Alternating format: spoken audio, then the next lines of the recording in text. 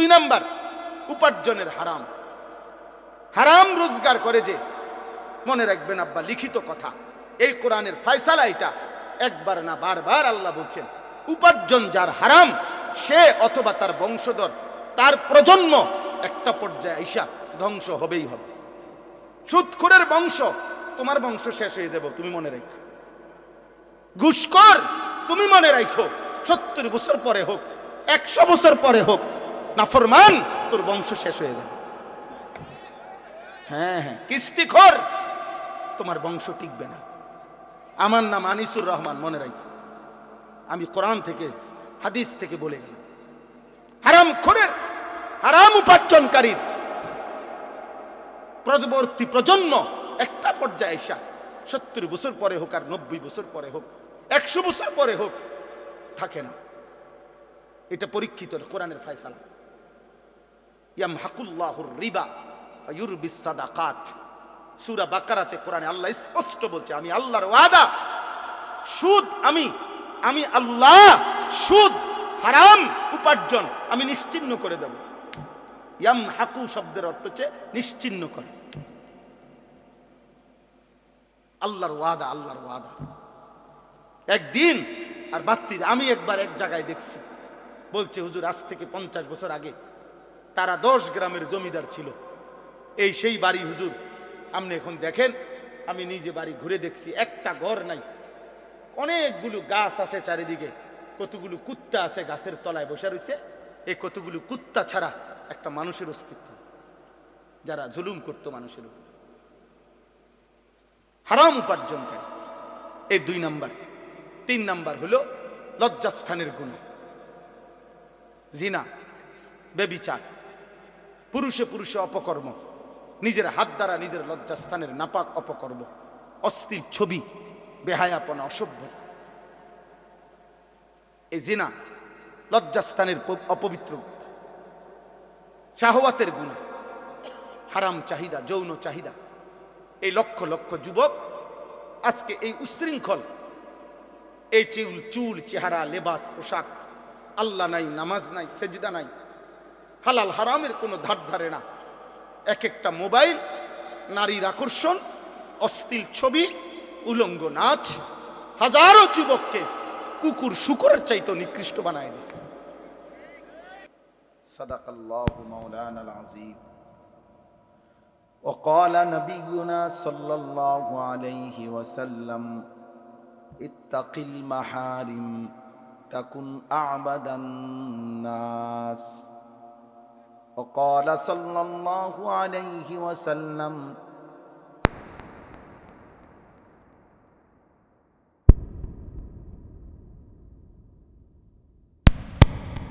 محمد وعلى آل محمد كما صليت على إبراهيم وعلى آل إبراهيم إنك حميد مجيد. اللهم بارك على محمد وعلى آل محمد كما باركت على إبراهيم وعلى آل إبراهيم إنك حميد مجيد. سبحانك لا علم لنا إلا ما علمتنا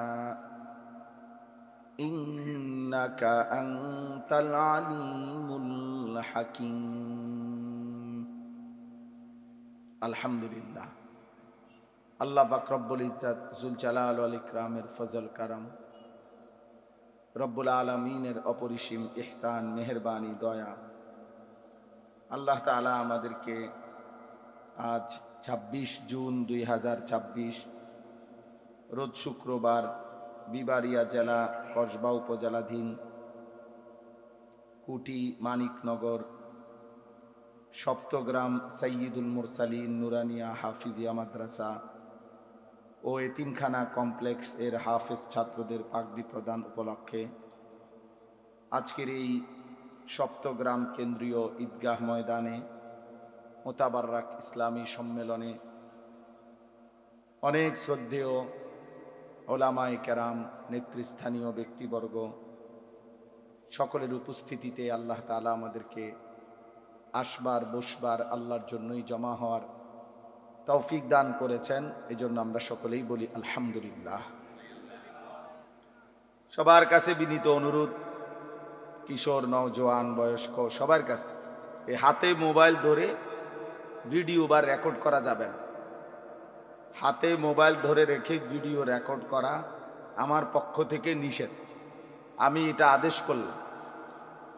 এরপরে আমি যাকে দেখব তারে এখান থেকে বাইর করে দেব, আপনারে ধমক দিয়া বের করে দেব। কাজেই যেই হন, টুপিওয়ালা টুপি ছাড়া, সবার জন্য কথা এটা। আর নিজের থেকে চলে গেলে আরো ভালো। যদি বলেন যে আমি নিজের থেকে চলে গেলাম, আপনার মতো হুজুরের ওয়াজ শুনলাম না, তা আপনার মতো বেড়াইতে আমি বললাম না, বুঝেন না? এই জন্য দয়া করে নিজের থেকে চলে গেলে অনেক ভালো হয়। আর নয়তো যার যতক্ষণ ধৈর্য কুলায়, আমরা কেউই রাত চুক্তি বসি নাই। অল্প কিছুক্ষণ সময় সামান্য কিছু কথাই আরজ হবে। এজন্য বিশেষ করে নওজোয়ান ভাই, কেউ চালাকি করে লুকাইয়া কৌশল করেও ছবি তোলার চেষ্টা করার দরকার নেই। ধৈর্য না কুলাইলে তুমি ভাই চলে যাও। নিজের যদি কাজ থাকে, ক্লান্তি থাকে, ঠিক আছে, চলে গেলেই হলো। তা কোনো নির্বাচনী জনসভা না যে ব্যাপক জনসমর্থন দরকার, এমন কিছু না। ভোট প্রার্থনা না যে অনেক লোকের উপস্থিতি দেখানো দরকার। অতএব আল্লাহর জন্য বলা, একজন শুনলেও বলা উচিত, 1 লক্ষ শুনলেও বলা উচিত। এবং একজনের জন্য যেটুকু গুরুত্ব দেওয়া উচিত, 1 লক্ষের জন্য ওটুকু গুরুত্ব দেওয়া উচিত। এটা জরুরি আমাদের জন্য। বিশেষ করে মনে রাখতে হবে, কোরআনুল কারীমে একাধিকবার আল্লাহ তাআলা এটা বলছেন যে বান্দা তুমি আমার কথা মনোযোগ দিয়ে শোনো। পরিবর্তনের জন্য, রহমতের জন্য, আল্লাহর কাছ থেকে দয়া অনুগ্রহ পাওয়ার জন্য মনোযোগ জরুরি, আন্তরিকতা জরুরি। ওয়া ইযা কুরিআল কুরআনু ফাসতামিউ লাহু ওয়া আনসিতু লাআল্লাকুম তুরহামুন। আল্লাহ তাআলা বলেন, যখন কোরআন পড়া হয় তোমরা মনোযোগ দিয়ে শোনো এবং চুপ থাকো। এই 2টা আদেশ করছেন, লাআল্লাকুম তুরহামুন। এতে অবশ্যই তোমাদের উপরে রহমত বর্ষিত হবে। তাহলে আল্লাহর ওয়াদা যে আমার যে বান্দা মনোযোগ দিয়ে শুনবে এবং চুপ থাকবে, আমি তার উপরে রহমত নাজিল করব। আর রহমত মানে তাফসীরের মধ্যে আছে আল্লাহ তাআলা তাকে আল্লাহর কথার উপরে আমলের তৌফিক দিবে। এই তৌফিক পাওয়া, আমলের তৌফিক হওয়া, এটাই রহমত। তো এই জন্য আল্লাহর কথা মনোযোগ দিয়ে শুনতে হবে। হযরত মূসা আলাইহিস সালামকে আল্লাহ তাআলা তুর পাহাড়ে প্রথম দিন বলছিলেন, ওয়া আনা আখতারতুকা ফাসতামি' লিমা ইউহা। মূসা, আমি আল্লাহই তোমাকে কথা বলার জন্য, আমার কথা শুনবার জন্য আমি বাছাই করেছি। অতএব ফাসতামি', তোমার উপরে যে ওহী আসতেছে, আমির আল্লাহর পক্ষ থেকে যে কথা, সেটা মনোযোগ দিয়ে শোনো, মনোযোগ দিয়ে শোনো। আল্লাহর আদেশ, ওয়ালাউ আলিমাল্লাহু ফীহিম খায়রান লাআসমাআহুম। আল্লাহ তাআলা বলেন, আমার বান্দার মধ্যে যদি আমি কল্যাণের প্রতি আগ্রহ দেখতাম, নেকির প্রতি আগ্রহ দেখতাম, আমার কথার প্রতি আন্তরিকতা দেখতাম, তার মধ্যে আসলে খায়রের মানসিকতা, ভালো কাজের, ভালো কিছু করার, নেক কাজ করার মানসিকতা যদি আমি দেখতাম, তো আল্লাহ বলে লাআসমাআহুম, আমি আল্লাহই আমার বান্দার কানে পৌঁছায় দিতাম। অর্থাৎ আমি দেখতেছি তার ভিতরে কোনো মানসিকতাই নাই শুনবার, গ্রহণ করার। এই ফালতু মানুষের শুনানোর কি দরকার? এত বাজে মানুষের শুনানো কি দরকার? এই জন্য আমি একদম প্রত্যেক দিন এইটা কিছুক্ষণ বলি। আমার এটা অভ্যাস যে আল্লাহর কথা মনোযোগ দিয়ে শুনতে হয়, নয়তো পরিবর্তন হয় না, মাতবরি করলে হয় না।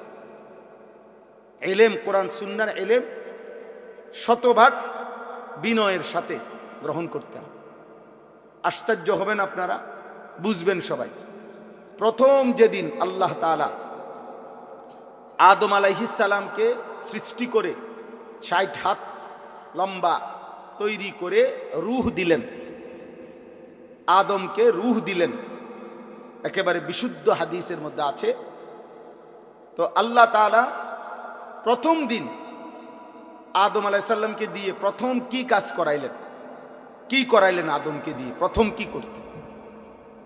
হাদিসের মধ্যে আছে একটু দূরে একদল ফেরেশতা বসা ছিল।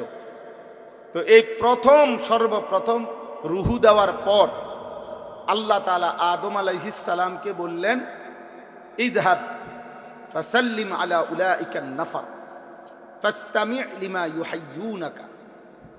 তুমি এখান থেকে উঠো, হেঁটে পায়ে হাইটা ওইখানে যাও, ওই যে ফেরেশতারা বসা সেখানে গিয়ে যাও, গিয়ে তাদেরকে সালাম দাও।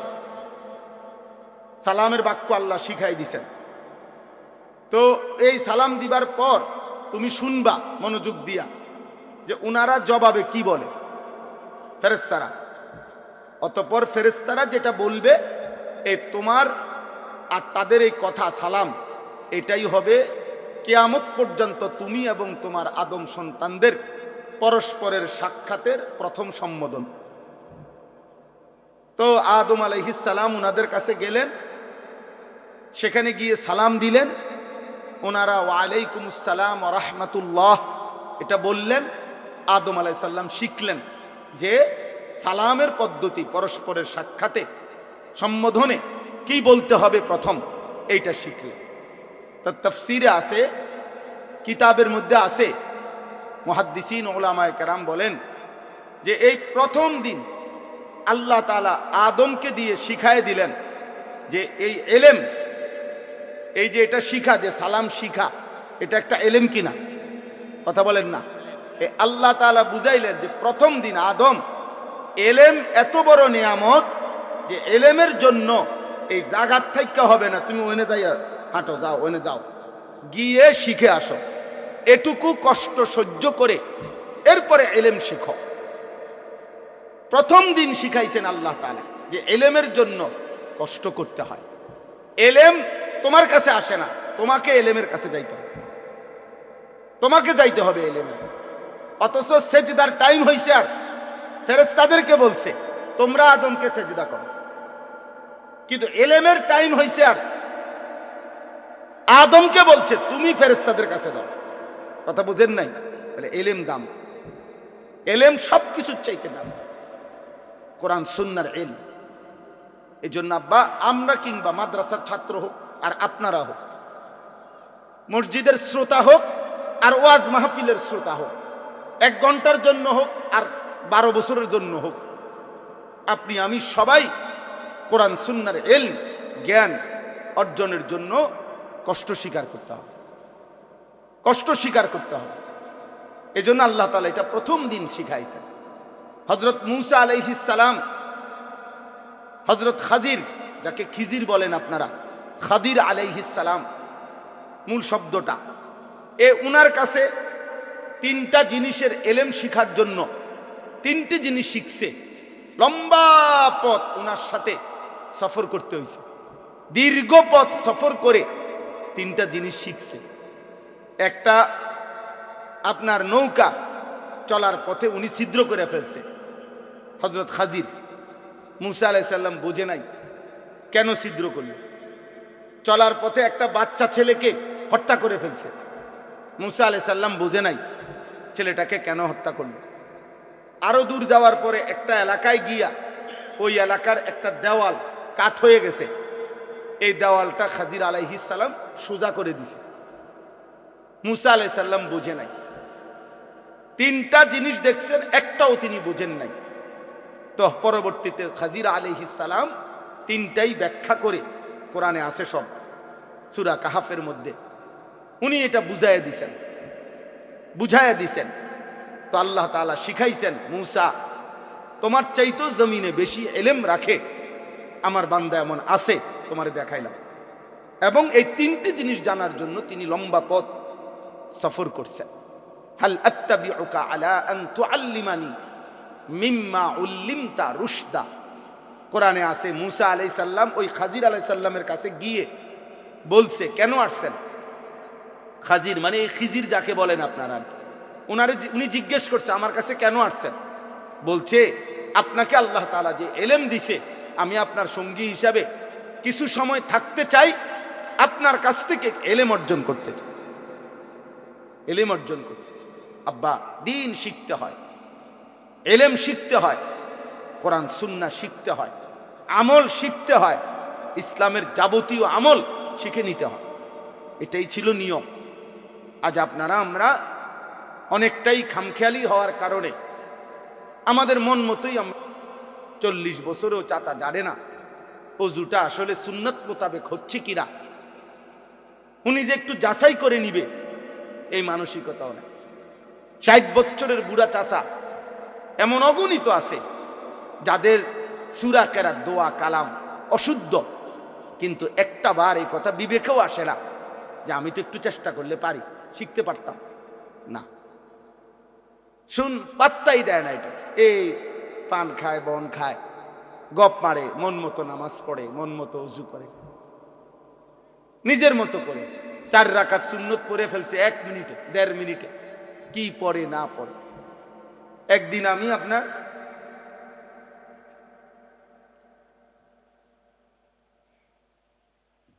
একজনকে দেখছি চেয়ারে বসে নামাজ পড়তেছে, তো একটু পরে দেখি হাতের এদ্দুর বাড়ি করে, আবার আবার এদ্দুর হাত পায়, আবার পরে আমি নামাজ শেষে জিগেলাম, চাচা এটা কি করলে?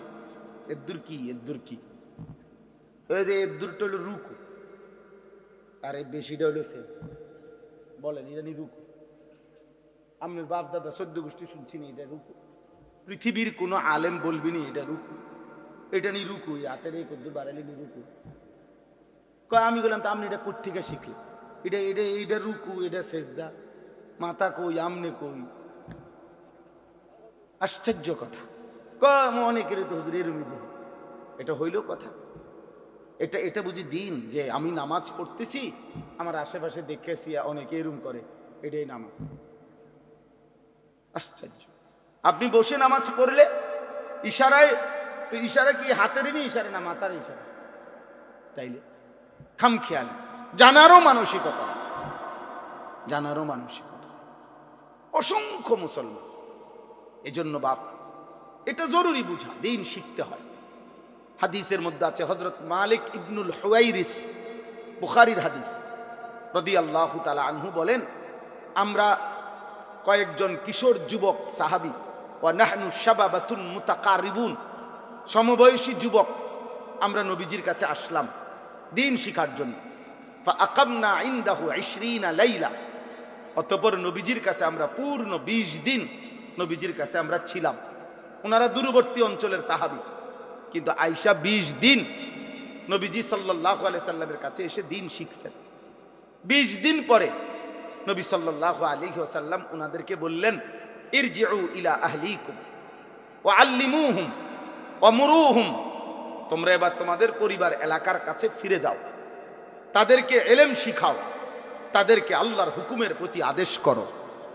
ওয়া ইযা হাদারাতিস সালাহ ফালিয়ুআদ্দিন আহাদুকুম, যখন নামাজের ওয়াক্ত হবে তোমাদের একজন আজান দিও। ওয়ালিয়া উম্মাকুম আকবারুকুম, এবং তোমাদের মধ্যে বয়সে যে বড় সে ইমামতি করো। তো 20 দিন থাকার বরকতে আল্লাহর নবী সাল্লাল্লাহু আলাইহি সাল্লাম এখন উনাদেরকে আজান, ইমামতির সার্টিফিকেট দিয়ে বললেন না যে একজন কি করো, ইমামতি। তো সাহাবীরা 20 দিন থেকে ওনারা দিন শিখছেন। হাদিসে স্পষ্ট আছে, এক সাহাবী আয়েশা নবী সাল্লাল্লাহু আলাইহি সাল্লামকে বলছেন, ইয়া রাসূলুল্লাহ, আমি নামাজ কিভাবে পড়বো আমাকে বলে দেন। আল্লাহর নবী সাল্লাল্লাহু আলাইহি সাল্লাম বললেন, সাল্লি মা'ানা ইয়াওমাইন, 2 দিন আমাদের সাথে থাইকা নামাজ পড়ো। 2 দিনে সাহাবী নবীজির সাথে থেকে 10 ওয়াক্ত নামাজ তিনি পড়ছেন। আল্লাহর নবী সাল্লাল্লাহু আলাইহি সাল্লাম এবার বললেন, এই 2 দিনে আমাদের সাথে যে নামাজ পড়তে দেখছো, এভাবে নামাজ। তাইলে শুধু মুখে বলে দিছেন না, সাথে রেখে শিখাইছেন?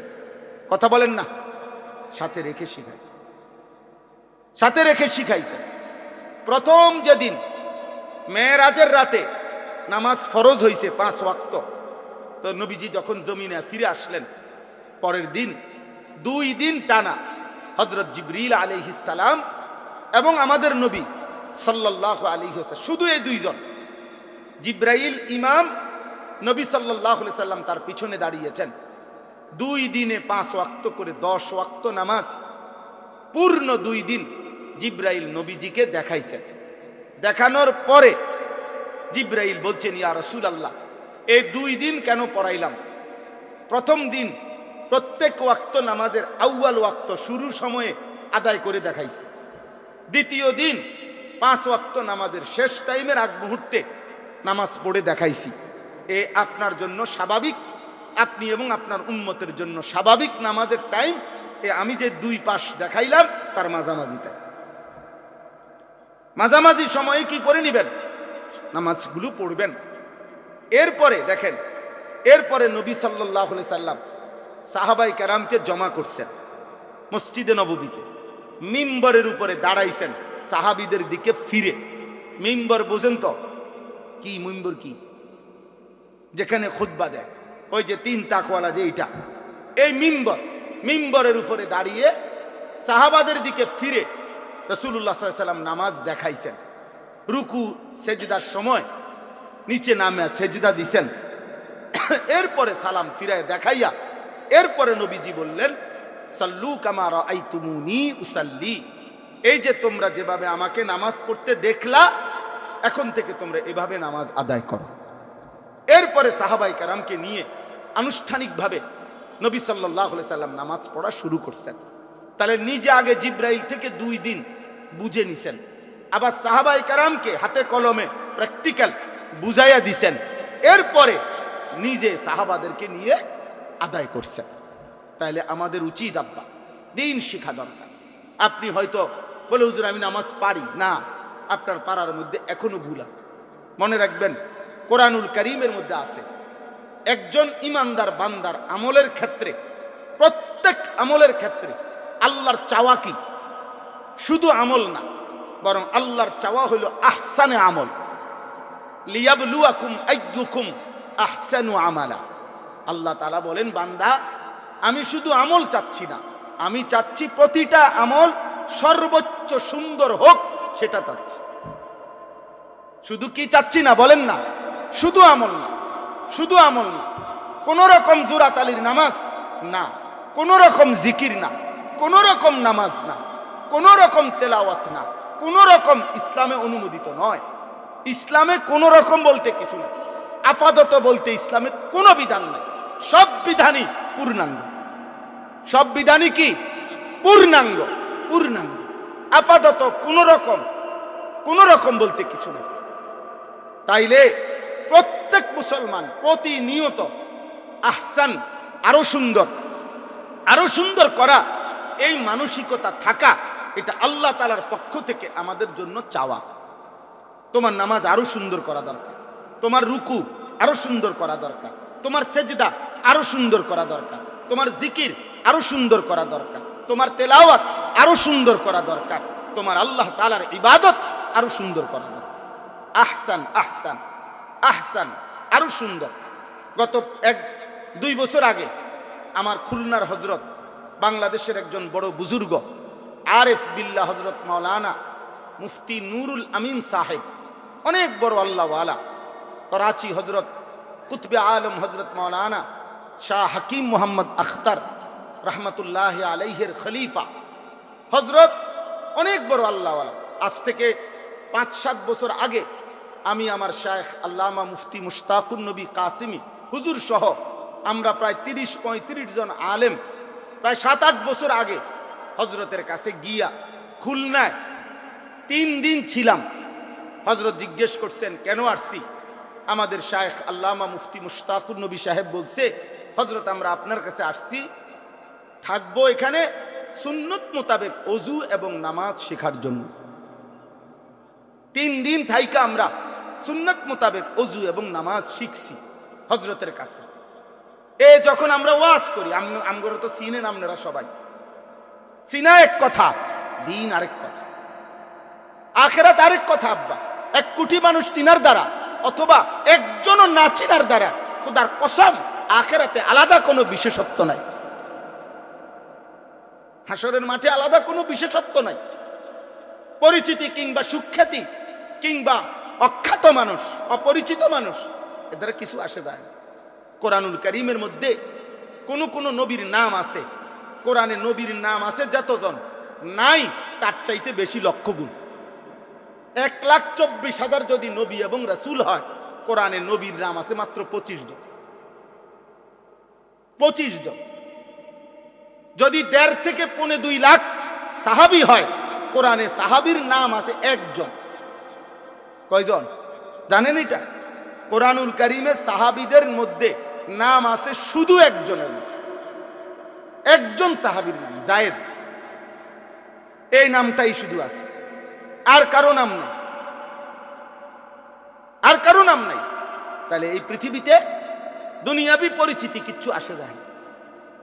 এরপরে গত 2 বছর আগে আবার একদিন রাত্রে, রাত 2টা বাজে, এই খুলনার হযরতকে আমি নিজে বললাম ঘুমের আগে, হযরত আমি আমার নামাজটা আমি একটু একা দেখাই, হয় কিনা।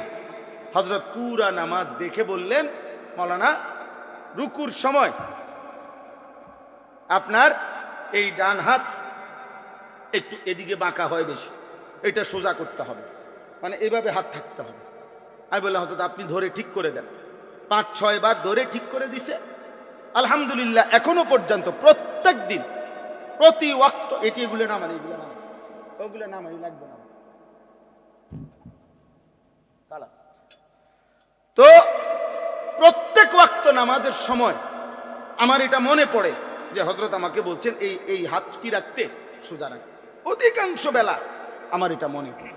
তাহলে নামাজ সুন্দর হওয়া, আরো সুন্দর হওয়া আমারও দরকার, আপনাদেরও দরকার, আপনাদেরও দরকার, আমাদের সকলের দরকার। আমরা বড় খামখেয়ালি মানুষ, যেই সমস্ত গাফেল ইবাদত করে না, যেগুলো নামাজ পড়ে না, ওই ফালতুদের তো কোনো আলাফে নাই, ওইগুলা তো কোনো হিসাবের মধ্যেই নাই। কিন্তু যারা নামাজ পড়েন তাদের মধ্যেও গাফলতি অনেক। রাসূলুল্লাহ সাল্লাল্লাহু আলাইহি সাল্লামের স্পষ্ট হাদিস শুনেন, আবু দাউদ শরীফের হাদিস। নবীজি বলছেন, তিলকা সালাতুল মুনাফিক, ওই নামাজ মুনাফিকের নামাজ। 3 বার বলছে, ওই নামাজ মুনাফিকের নামাজ, ওই নামাজ মুনাফিকের নামাজ। কামা ফানাক্কারা আরবাআন লা ইয়াযকুরুনাল্লাহা ইল্লা কালিলা, যে দাঁড়িয়ে 4 রাকাত নামাজ আদায় করছে যেন 4টা ঠোকর মারছে, এত দ্রুত যে যেন 4টা ঠোকর মারছে, বর্ষির ঠোকর দিছে, যেন 4টা ঠোকর মারছে।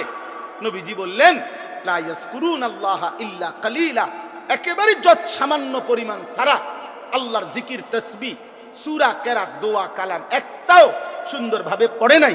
খোদার কসম নবী 3 বার বলছে, ওই নামাজ মুনাফিকের নামাজ, মুনাফিকের নামাজ, মুনাফিকের নামাজ। বলে তাহলে আত্তাহিয়াতু যার শুদ্ধ হয় না, আমরা এটা কি নামাজ?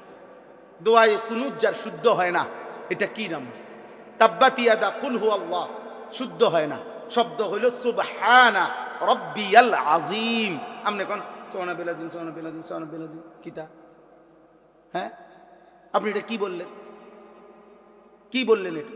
আত্তাহিদুলিল্লাহ সাল্লাল্লাহু আলাইহি ওয়া সাল্লাম আলাইহি ওয়া সাল্লাম আলা নবিয়িল ইসলাম শাহাদু আল্লা ইলাহা ইল্লাল্লাহ মুহাম্মাদুর রাসূলুল্লাহ আল্লাহুম্মা সাল্লি আলা মুহাম্মাদ ওয়া আলা আলি মুহাম্মাদ কামা সাল্লাইতা আলা ইব্রাহিম ওয়া আলা আলি ইব্রাহিম ইন্নাকা হামিদুম মাজিদ আল্লাহুম্মা বারিক আলা মুহাম্মাদ ওয়া আলা আলি মুহাম্মাদ কামা বারাকতা আলা ইব্রাহিম ওয়া আলা আলি ইব্রাহিম ইন্নাকা হামিদুম মাজিদ আল্লাহুম্মা ইন্নী যালামতু নাফসি যুলমান কাসীরান ওয়া লা ইয়াগফিরু যুনুবা ইল্লা আনতা ফাগফির লি মাগফিরাতাম মিন ইনদিকা ওয়া আরহামনি ইন্নাকা আনতাল গফুরুর রহিম। আসসালামু আলাইকুম ওয়া রাহমাতুল্লাহি, আসসালামু আলাইকুম ওয়া রাহমাতুল্লাহি।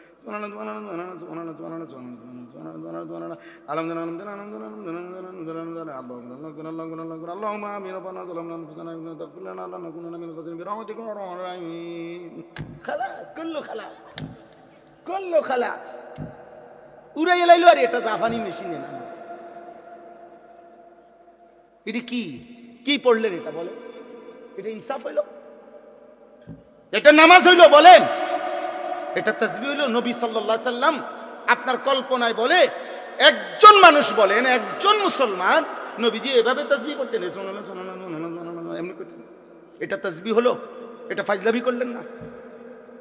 এটা ফাজলামি করলেন না আপনি? বলেন। এই জন্য আব্বা আগে নামাজিদেরকে বললাম, যারা নামাজ পড়েন আপনাদেরকে বললাম, আপনাদের নামাজ আরো সুন্দর হওয়া দরকার। আপনি যদি বলেন হুজুর কতজনে নামাজে তো পড়ে না, আমরা তো পড়ি না, এসব ফাঁকনা কথাই হইতো না। আখিরাত এইটার ভিত্তিতে কেউ নামাজ পড়ে নাই এই কারণে আপনার এটা কোন রকম জোরাতালি দিলে চলবে, আল্লাহ কথা বলেন। আল্লাহ কথা বলেন কোরআনুল কারীমের মধ্যে আছে, ফাকাতিল ফি সাবিলিল্লাহ লা তুকাল্লাফু ইল্লা নাফসাকা। কথা শুনেন, নবীজিকে বলছেন সাল্লাল্লাহু আলাইহি ওয়াসাল্লাম, সূরা নিসার আয়াত। কোরআনে আল্লাহ আমাদের নবীকে বলছেন, হে বন্ধু, যুদ্ধের ময়দানে আপনার সাথে যদি একজন সাহাবীও আপনার অনুসারী একজনও যদি না থাকে, তবু আপনি একাই আল্লাহর পথে যুদ্ধ করেন। ফাকাতিল এক বচনের শব্দ। এরপরে আল্লাহ বললেন কেন জানেন? লা তুকাল্লাফু ইল্লা নাফসাকা।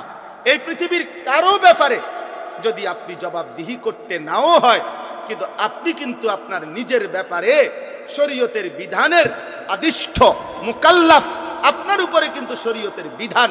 অতএব একটি বিধানেও আপনি যাররা পরিমাণ ছাড় দিলে আমি আল্লাহর জিজ্ঞাসা থেকে আপনিও কিন্তু বাঁচবেন না, আপনিও বাঁচবেন না। খামখেয়ালি করলে হতো, খামখেয়ালি করলে হতো। কোরআনুল কারীমের মধ্যে আছে সূরা হুদ 12 নম্বর 11 নম্বর পারায় 11 নম্বর সূরা কোরআনের সূরা হুদ। এই সূরা একটা আয়াত আছে, নবী সাল্লাল্লাহু আলাইহি সাল্লাম এই সূরার মধ্যে কোরআনে সূরা হুদে সবচেয়ে বেশি নাফরমান জাতির আযাবের ঘটনা এই সূরাতে, মানে কোরআনুল কারীমে সবচেয়ে বেশি আযাবের বর্ণনা আছে ওই সূরায়, সূরা হুদ। 5টি জাতির ঘটনা আছে, 5 জন নবীর কওম যাদেরকে আল্লাহ তাআলা আল্লাহর নাফরমানি আর পাপের কারণে, সীমা লঙ্ঘনের কারণে আল্লাহ তাআলা এই পৃথিবীতে ওই 5টি কওম জাতিকে চিরতরে একেবারে শেষ করে দিয়েছে। একের সবাইকে, ছোট বড় নারী পুরুষ, কোলের বাচ্চা পেটের বাচ্চা সবাই। তো এই ঘটনাগুলো এই সূরাতে আছে। 5 জন নবীর ঘটনা, নূহ আলাইহিস সালাম, হুদ আলাইহিস সালাম, সালেহ আলাইহিস সালাম, লূত আলাইহিস সালাম, শুআইব আলাইহিস সালাম। এই 5 জন নবী, এই 5 জন নবীর কওমের আযাবের বর্ণনা বিস্তারিত আল্লাহ তাআলা এই সূরা হুদের মধ্যে আছে। বলছেন ভয়ানক আযাব। কাউকে আল্লাহ তাআলা আকাশ থেকে ঘূর্ণিঝড় দিয়ে ধ্বংস করে দিছে, কাউকে কওমে নূহকে পানি দিয়ে ধ্বংস করে দিছে, কাউকে ফেরেশতার বিকট চিৎকার দিয়ে ধ্বংস করে দিছে, কাউকে সাতবক জমিনের নিচের মাটি উল্টাইয়া আসার দিয়া শেষ করে দিছে, কাউকে ফেরেশতার বিকট চিৎকার দিয়ে, ফেরেশতা এসে একটা চিৎকার দিছে, মানুষগুলো সব কান ফাইটা মরে গেছে। সব এই আযাবের বর্ণনা। আর প্রত্যেকটা আযাবের কারণ হলো পাপ, গুনাহ, আল্লাহর নাফরমানি। তন্মধ্যে 3টা গুনাহ বড়। পূর্ববর্তী অধিকাংশ জাতি ব্যক্তি মনে রাখবেন, নওজোয়ান ছেলে আব্বা তোমাদেরকে বলি, এই পৃথিবীতে যত জালেম, যত পাপী, যত নাফরমান আল্লাহর আযাবে ধ্বংস হইছে ব্যক্তি কিংবা গোষ্ঠী, তাদের মূল অপরাধ ছিল 3টা। কয়টা? 1 শিরিক। এক হলো কি? শিরিক। শিরিকের কারণে আল্লাহ অসংখ্য জাতিকে ধ্বংস করে দিছে। এজন্য শিরিক বড়ই মারাত্মক, বড়ই মারাত্মক, বড়ই মারাত্মক, বড়ই মারাত্মক।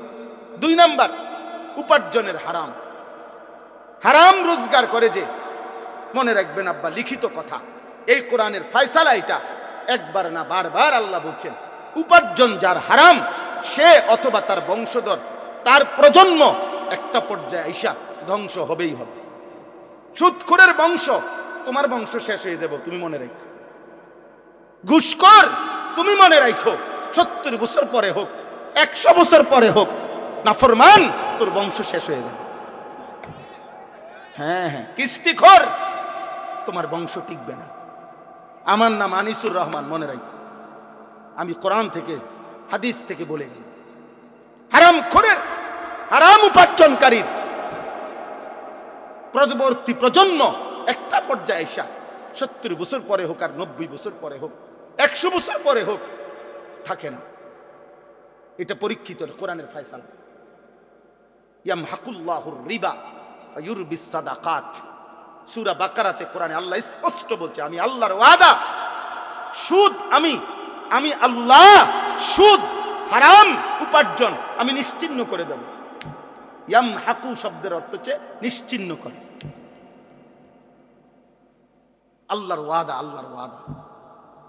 একদিন আর বাত্তি, আমি একবার এক জায়গায় দেখছি, বলছে হুজুর আজ থেকে 50 বছর আগে তারা 10 গ্রামের জমিদার ছিল। এই সেই বাড়ি হুজুর, আপনি এখন দেখেন, আমি নিজে বাড়ি ঘুরে দেখছি, একটা ঘর নাই, অনেকগুলো গাছ আছে চারিদিকে, কতগুলো কুত্তা আছে গাছের তলায় বসে রয়েছে। এই কতগুলো কুত্তা ছাড়া একটা মানুষের অস্তিত্ব, যারা জুলুম করতো মানুষের উপর, হারাম উপার্জন করে। এই 2 নাম্বার। 3 নাম্বার হলো লজ্জাস্থানের গুণ, জিনা, ব্যভিচার, পুরুষে পুরুষে অপকর্ম, নিজের হাত দ্বারা নিজের লজ্জাস্থানের নাপাক অপকর্ম, অশ্লীল ছবি, বেহায়াপনা, অসভ্য। এই জিনা লজ্জাস্থানের অপবিত্র, শাহওয়াতের গুনাহ, হারাম চাহিদা, যৌন চাহিদা। এই লক্ষ লক্ষ যুবক আজকে এই উশৃঙ্খল, এই চুল চেহারা, লেবাস, পোশাক, আল্লাহ নাই, নামাজ নাই, সেজদা নাই, হালাল হারামের কোনো ধার ধারে না।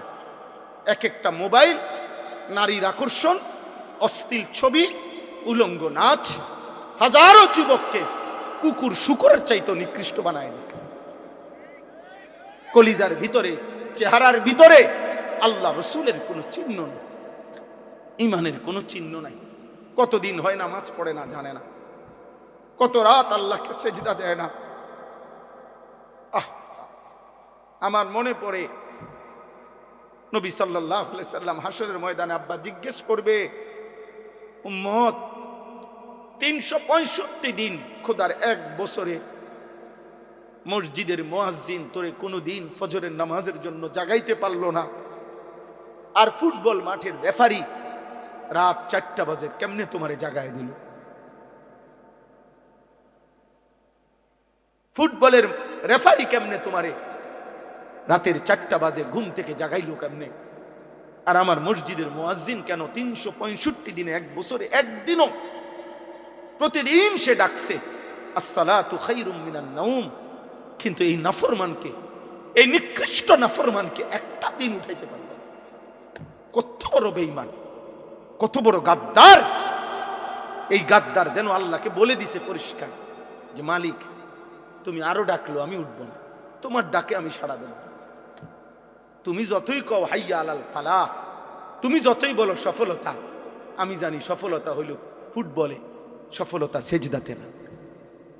ঠিক আছে আব্বা চলো, ফান্তাজিরু, কোরআনে আছে প্রত্যেক নবী বলতে বলতে বলতে বলতে ওই নবীর উম্মত যখন চূড়ান্ত নাফরমানি করছে, নবী অস্থির হইয়া একটা পর্যায়ে নবীগণ বলে ফেলতেন ফান্তাজিরু ইন্নী মাআকুম মিনাল মুনতাজিরিন।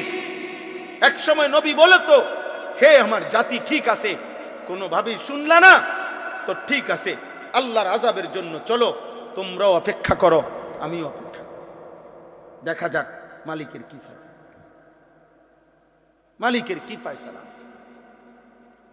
এই পৃথিবী কেউ থাকবে না রে আব্বা ইমানদার নাফরমান, অনুগত, অবাধ্য, কেউ না, কেউ না, কেউ না, কেউ না, কেউ না।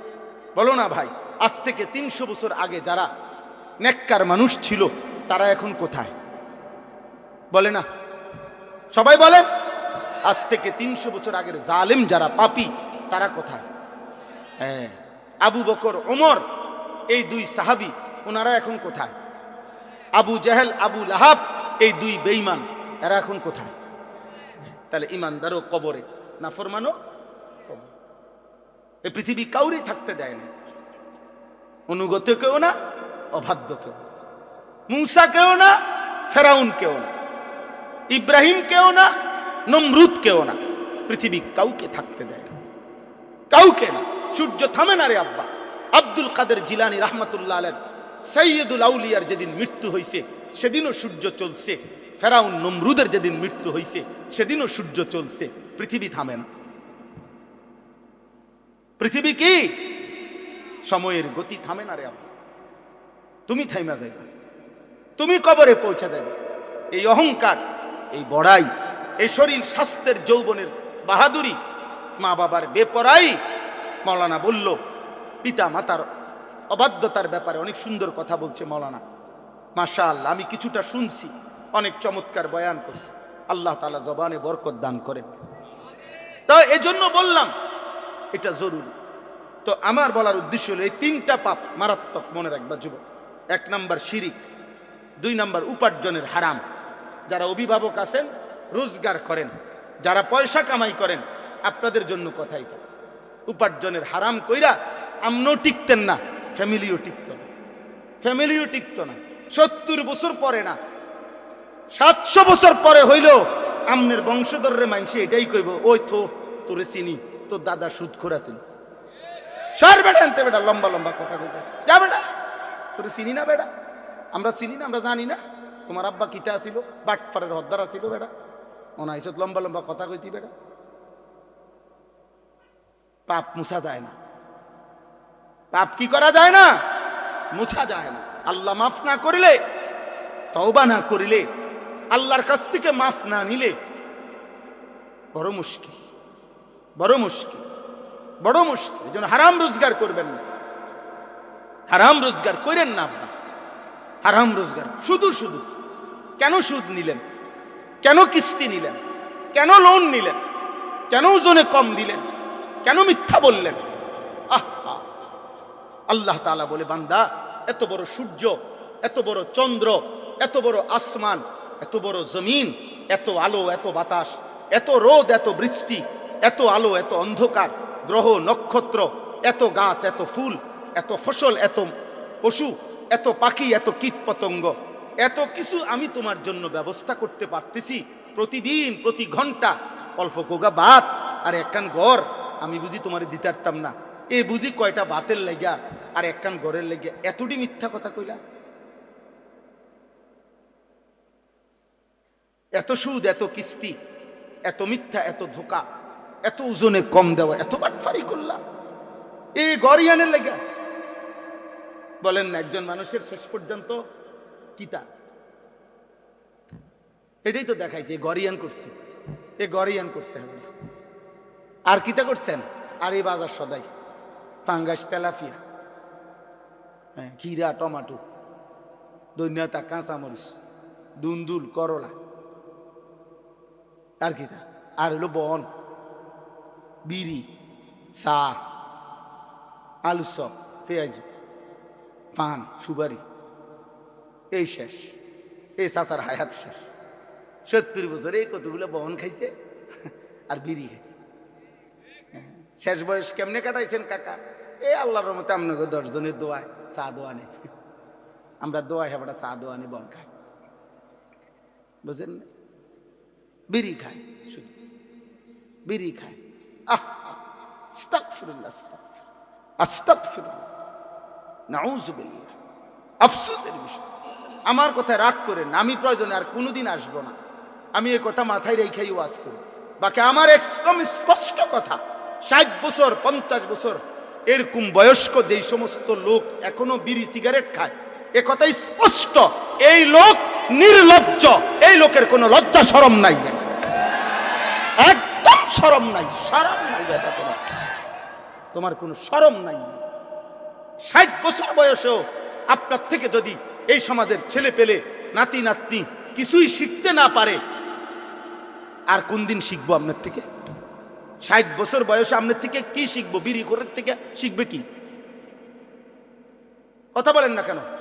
চা দোকানে যে নর্তকীর নাচ দেখে, টেলিভিশনে নর্তকীর নাচ দেখে, এমন বুড়া মেয়ের থেকে বাকিরা কি শিখবে? বলেন, আপনি বলেন,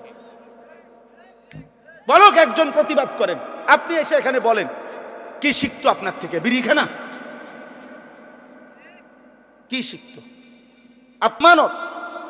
এই ছেলে পেলেগুলো নামাজ পড়ে না, এই ছেলেগুলো সারা দিন রাত মোবাইল টিপতেছে। আমি সেদিন আব্বা গত সপ্তাহে, গত শনিবারে আমি এক জায়গায় ফজরের নামাজ পড়ছি, মাহফিলের জন্য যাইতেছিলাম আরেক জায়গায়, সারা রাত্র জার্নি করে রাস্তার পাশে এক মসজিদে ফজরের নামাজ পড়তে ঢুকছি। আমি এবং আমার শায়েখ আল্লামা মুফতি মুশতাকুন নবী কাসিমি, আমরা দুইজনের গাড়িতে ফজরের নামাজের জন্য ঢুকে দেখি, আল্লাহর কসম এই কোরআন হাতে বললাম, মসজিদের মধ্যে দেখছি শুধু দুইজন মুসল্লি, দুইটা ছেলে, ইমাম সাহেবটাও একটা ছেলে, মুসল্লিটাও একটা ছেলে। এই দুইটা ছেলে ছাড়া একটা লোক মসজিদে নেই, একটা লোক নাই, একটা লোক নাই। ছেলেটা বলল, হুজুর এটা 3 মৌজার জামে মসজিদ, মানে 3 মৌজা পর্যন্ত ভাই, এক গ্রামে তো 1 মৌজা না, কয়েক গ্রাম মিললে একটা মৌজা হয়। 3 মৌজার জামে মসজিদ এটা, শুধুমাত্র দুইটা ছেলে ফজরের নামাজের জন্য মসজিদে। এই জাতির ভবিষ্যৎ কি বলো না আব্বা? তোমরা যারা ছেলেরা নামাজ পড়ো না, একদিনও তোমরা আগামী দিনে কেমনে বাঁচবা? কেমনে বাঁচবা? আল্লাহর দয়া ছাড়া বাঁচবা কেমনে রে আব্বা? আল্লাহর ফজল ছাড়া কেমনে বাঁচবা? আফসোসের ব্যাপার, আফসোসের ব্যাপার, আফসোসের ব্যাপার। হযরত আব্দুল্লাহ ইবনে মাসউদ, আমি বিশুদ্ধ হাদিস বলতেছি, নবী সাল্লাল্লাহু আলাইহি সাল্লামের বিখ্যাত সাহাবী হযরত আব্দুল্লাহ ইবনে মাসউদ বলেন, লাম ইয়াতাখাল্লাফ আন্না, নবীজির জামানায় ফজরের নামাজে মসজিদের জামাতে, 5 ওয়াক্ত নামাজের জামাতে যারা উপস্থিত হতো না, অনুপস্থিত থাকতো, খোদার কসম সাহাবী বলেন আমরা তাদেরকে বুঝতাম কানা মুনাফিকান বাইয়িনুন নিফাক, এটা প্রকাশ্য মুনাফিক। আল্লাহর কসম, নবী সাহাবী মসজিদের জামাতে যে আসতো না, সাহাবী বলেন আমরা তাকে চিনতাম এটাই, এই নামে যে এটা প্রকাশ্য মুনাফিক।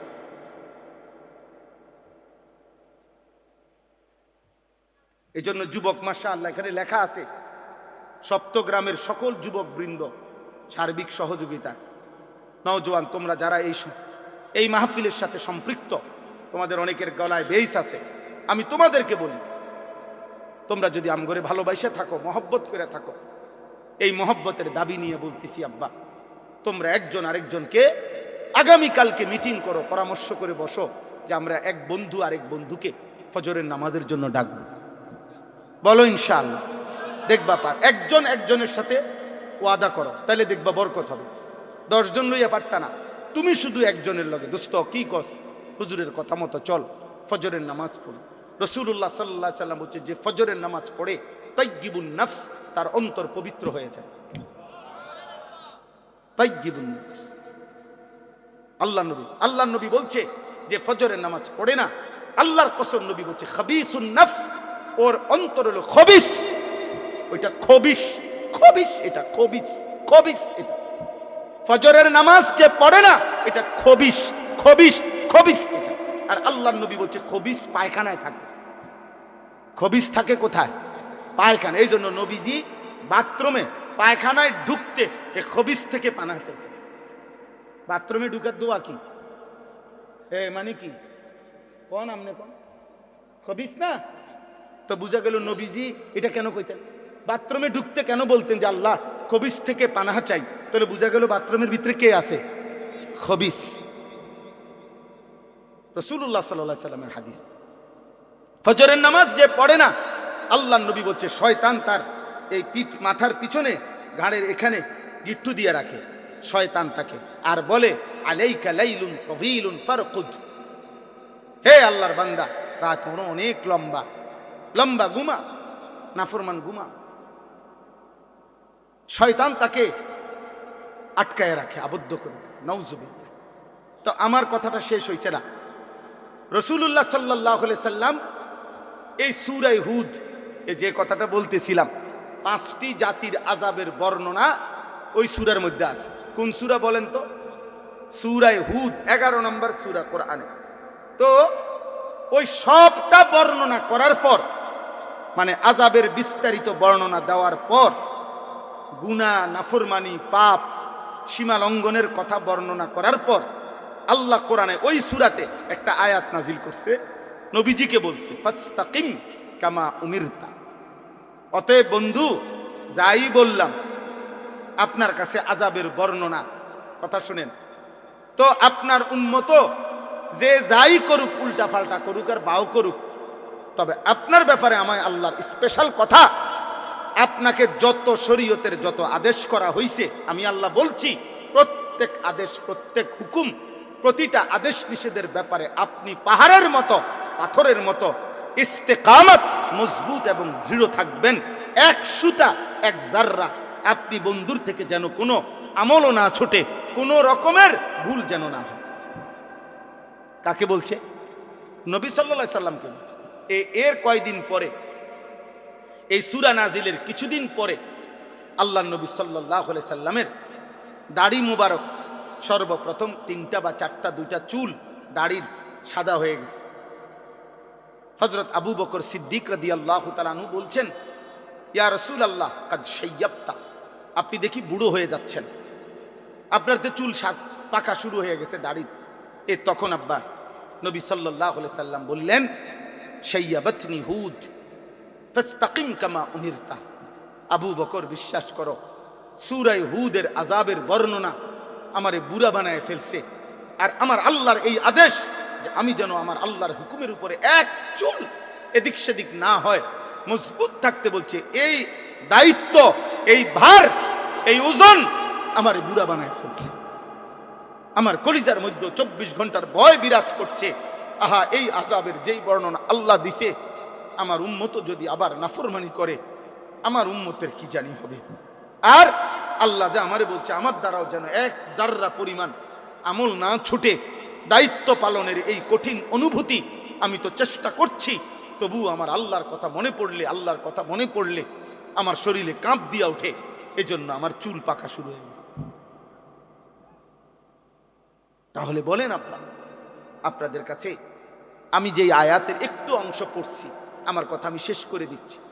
আজকে একটি গুরুত্বপূর্ণ দিন গেছে, 10ই মুহররম, আশুরা, 1448 হিজরি, অত্যন্ত গুরুত্বপূর্ণ একটি মুবারকপূর্ণ মাস, মুহররম মাস। এই মুহররম মাসে আশুরার এই পবিত্র সময়ে আমল তো ছিল এই যে রাসূলুল্লাহ সাল্লাল্লাহু আলাইহি সাল্লাম রোজা রাখতেন, সাহাবায়ে কেরামকে রোজা রাখাইতেন।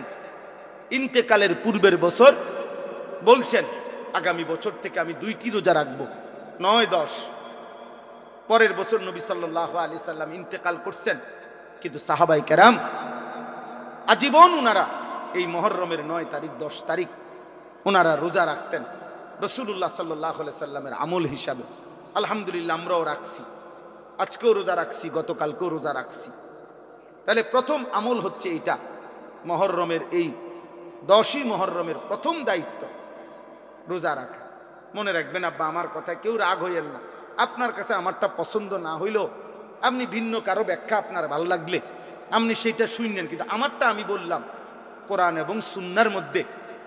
বারবার এই কথা কোরআন সুন্নায় প্রমাণিত কথা যে কোনো আল্লাহর কাছ থেকে কোনো নিয়ামত প্রাপ্ত হইলে নবীগণ, আউলিয়াগণ, সাহাবাগণ, আল্লাহর প্রিয় বান্দাগণ শুকর হিসাবে রোজা রাখতেন। আর আমরা শুকর হিসাবে আমরা বুঝি খিচুড়ি, আমরা বুঝি বিরিয়ানি, আমরা বুঝি খানা।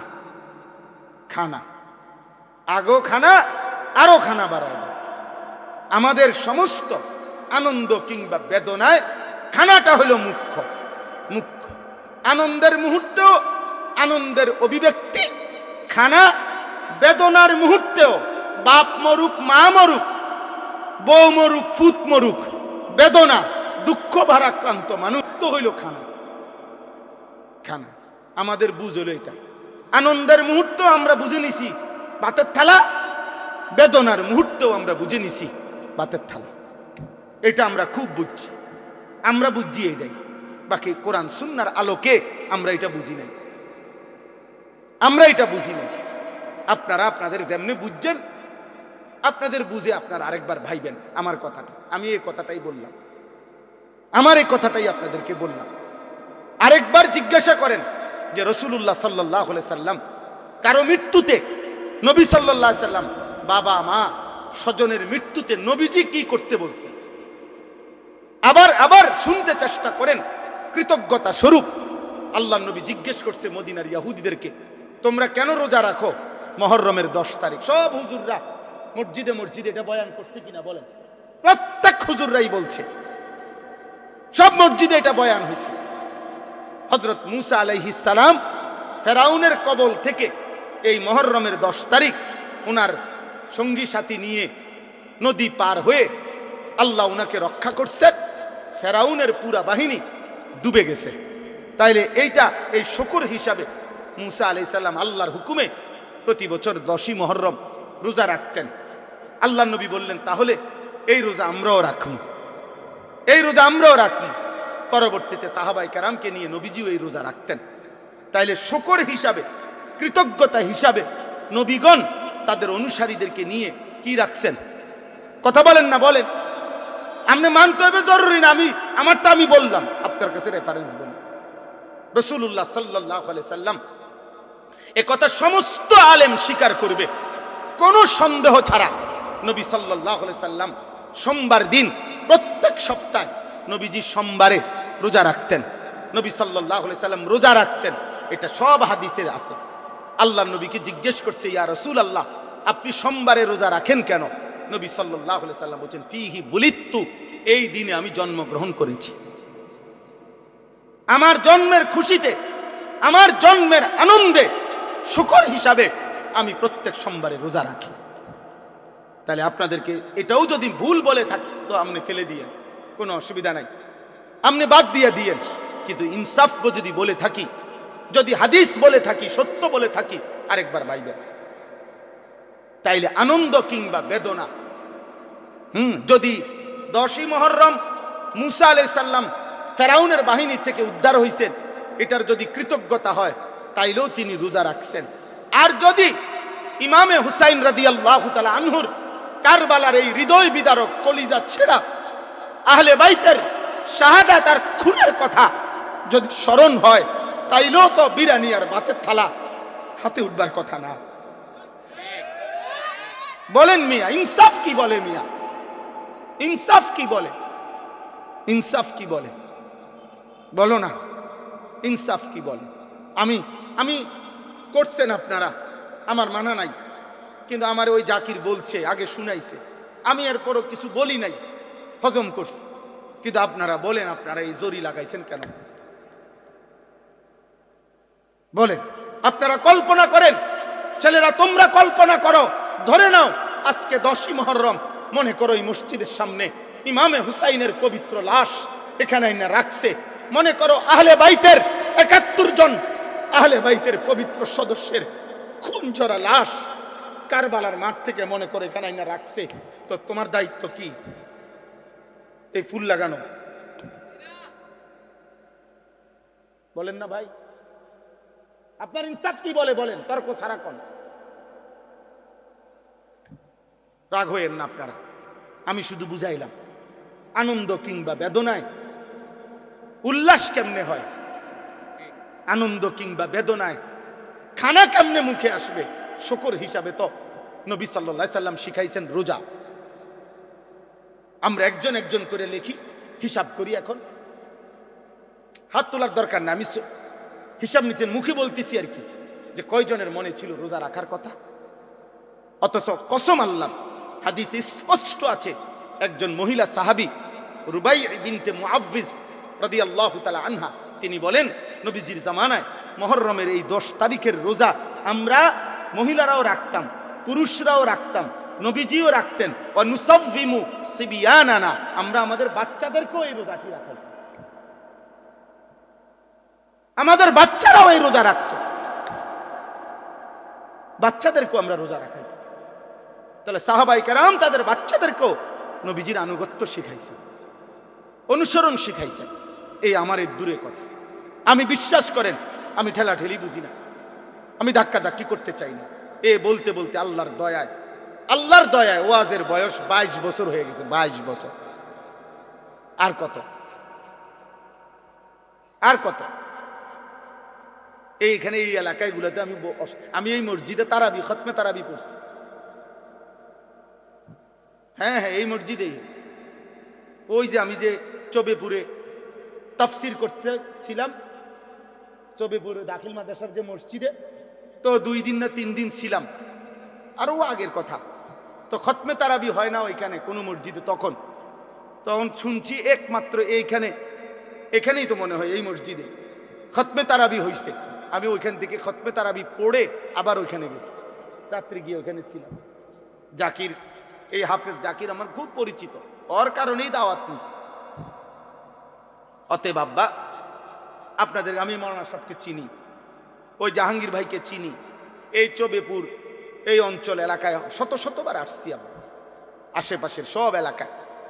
তাহলে অতএব আমার বলার উদ্দেশ্য হলো, একজন মুমিন আনন্দের প্রকাশও করবে নবীজি সাল্লাল্লাহু আলাইহি সাল্লাম সাহাবায়ে কেরামের আমল হিসাবে, বেদনা সেটাও প্রকাশ করবে নবী এবং সাহাবীদের তরিকায়।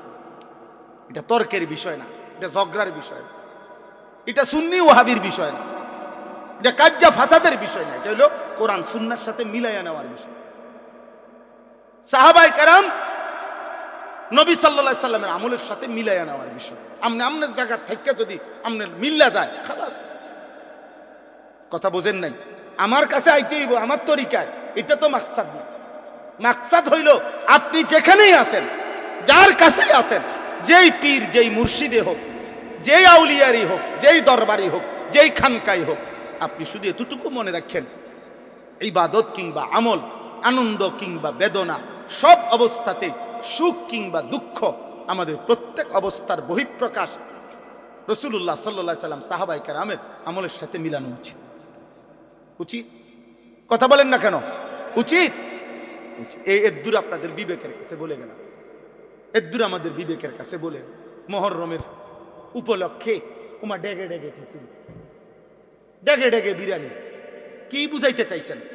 না আমনি কোন ইমামে হুসাইনের শাহাদাত, ইমামে হুসাইন সেদিন, আরে যুবক শোনো আব্বা, সেদিন 10ই মুহররম কারবালার মাঠে সর্বশেষ ইয়াজিদের এই ঘৃণ্য বাহিনীর বিরুদ্ধে শেষ যখন 71 জন আহলে বাইত যখন শহীদ হয়ে গেল, ইমামে হুসাইন যখন একা আইসা দাঁড়াইছে, একা কারবালার প্রান্তরে, আমরা কিতাবে পড়ছি, ইমামে হুসাইন সেদিন একা দাঁড়িয়ে তিনি যুদ্ধ যখন শুরু করছে, এরই সময়ে জোহরের নামাজের ওয়াক্ত হয়ে গেছে।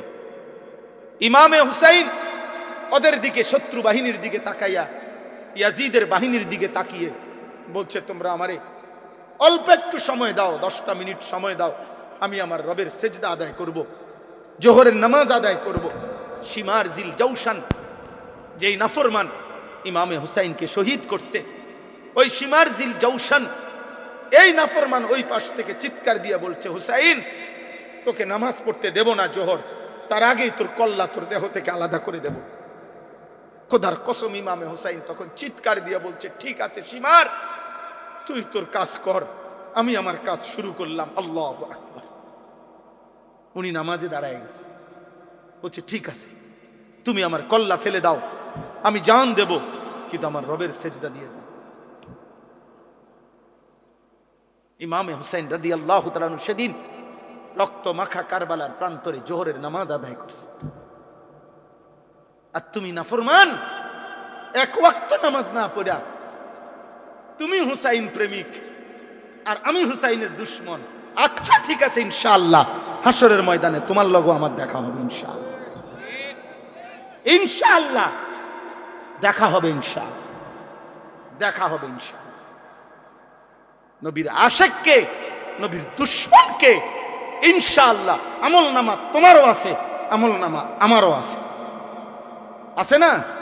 ঠিক আছে, ফান্তাজিরু ইন্নী মাআকুম মিনাল মুনতাজিরিন, তোমরা অপেক্ষা করো, আমরা অপেক্ষা করি। দুনিয়া সবারই কম বেশ পেড়ে বাতে, দুনিয়া সবারই চলতে আছে, চলতেছে না সবাই? দুগা ভাত, কদ্দুর ঘুম, দুনিয়া একভাবে না একভাবে পার হয়। সুখের রাতও ভোর হয়, দুঃখের রাতও ভোর হয়, বাসর রাতও ভোর হয়, ফাঁসির রাতও কি হয়? ভোর হয়। কোনো রাতই বাকি থাকে না, কোনো রাতই বাকি থাকে না। অনুগত অবাধ্য সবাই কবরে, সবাই কই? কথা বলেন না, শেষ কথা শেষ তো আমার। অনুগত অবাধ্য সবাই কোথায়? সবাই কবর। আল্লাহ বলছে, বান্দা 12টি মাস আমি নির্ধারণ করেছি, 4টি সম্মানিত মাস আমি নির্ধারণ করেছি। নবীজির জবানে নবীজি শুনাইছেন আল্লাহ তাআলা যে কয়টা মাসকে সম্মানিত করছেন তন্মধ্যে একটি মাস হচ্ছে মুহররম। তন্মধ্যে একটি মাস কি আল্লাহর কাছে সম্মানিত একটি মাস মুহররম। আল্লাহ কোরআনে বলছেন ফালা তাজলিমু ফীহিন্না আনফুসাকুম, এইটাই আয়াত সূরা তাওবার 36 নম্বর আয়াত। আল্লাহ বলছেন বান্দা সম্মানিত পবিত্র মাসে তুমি বান্দার কাছে আমার অনুরোধ কোনোভাবেই নিজের উপরে জুলুম করো না, পাপ করো না। প্রত্যেক গুনাহ জুলুম, প্রত্যেক পাপই জুলুম। পাপ করো না, গুনাহ করো না, জুলুম করো না, নাফরমানি করো না। এজন্য দোস্ত আমার আজকে এই 10ই মুহররম আশুরা এই পবিত্র দিনেও এটাই সবক। মুসা আলাইহিস সালাম সেদিন একথাই প্রমাণ করছেন 10ই মুহররমে যে আল্লাহর উপরে যদি আস্থা থাকে, ইয়াকিন থাকে, তো পৃথিবী বিখ্যাত খোদা দাবিদার কাফের বেঈমানের হাত থেকেও আল্লাহ রক্ষা করে। এটা আশুরার শিক্ষা। ইমামে হুসাইন সেদিন আশুরায় 10ই মুহররম কারবালার প্রান্তরে জান দিয়ে তিনি সেদিন বলে গেছিলেন কতলে হুসাইন আসল মে মর গে জিত থা, ইসলাম জিন্দা হোতা হে হর কারবালা কে বাদ। তিনি সেদিন বললেন যে আজ আমি শহীদ হই নাই, রক্ত দিয়েছি আমি, মূলত মরে গেছে ইয়াজিদ, মূলত মৃত্যু হয়েছে ইয়াজিদের। হুসাইন মরে নাই, শহীদ মরে না। শহীদ কি শহীদ মরে না, শহীদ মরে না।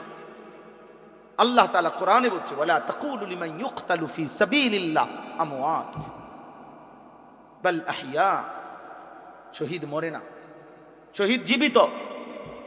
তো আল্লাহ তাআলা ইমামে হুসাইন সেদিন শাহাদাত বরণ করছেন এবং তিনি বলেছেন, এই বিশ্ববিখ্যাত কবি ভারতের আকবর এলাহাবাদী এই কবিতাটা বলছিলেন। তিনি বলছিলেন হায় সেদিন হুসাইনের মৃত্যু হয় না, মূলত ইয়াজিদের মৃত্যু হয়েছে, জালেমের মৃত্যু হয়েছে সেদিন, ইনসাফের মৃত্যু হয় নাই। আর এ কথা ইমামে হুসাইন কিয়ামত পর্যন্তের জন্য বলে গেছে যে ইসলাম জিন্দা হোতা হে হর কারবালা কে বাদ।